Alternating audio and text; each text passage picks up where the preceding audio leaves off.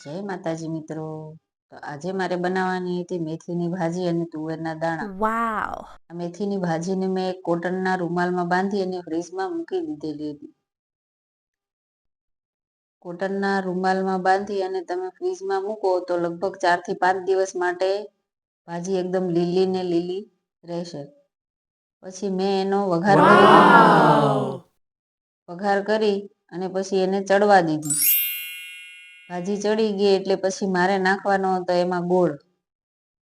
તો ગોળ નાખવું તો બધા જ ખાય અને ન નાખવું તો મારે એકલીને જ ખાવી પડે. Oh my god. કડવી ભાજી કોણ ખાય? એટલે ગોળ તો મારે નાખવો જ પડે. જ્યારે ભાજી બનાવું ત્યારે ગોળ નાખવાનો તો બધા ખાય. પછી મેં ચાલુ કરી દીધી આને. ત્યાં તો આ મારી સામું દાંત કાઢતી કાઢતી દડા જેવી થઈ ગઈ. આ શું છે ખબર છે તમને? No. આ છે કમરક. જો તમારે કમરક ખાવો હોય તો કમેન્ટમાં મને જણાવજો. Yes.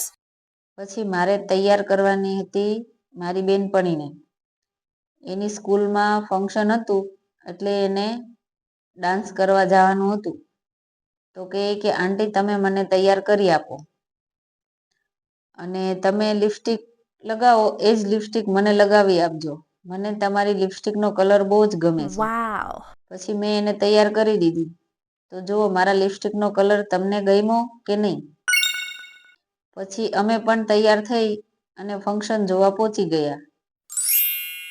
જેવા અમે ત્યાં એન્ટર થયા એટલે કંઈક આવો નજારો હતો. વાવ. બધું મસ્ત શણગારેલું હતું. તે જોઈને મને તો બહુ જ મજા આવી ગઈ. પછી આવો મંડપ પણ બનાવેલો હતો. તે જોતા હતા ત્યાં તો જોતામાં જ ફંક્શન ચાલુ થઈ ગયું. તો ત્યાં બાળકોએ અમુક આવી ધાર્મિક કૃતિઓ પણ તૈયાર કરેલી હતી. પછી તો ઉર્જાબેનને ઊંઘ આવવા લાગી. પછી મેં કીધું કે હમણાં ફંક્શન પૂરું થાય એટલે આપણે ઘરે જવાનું છે.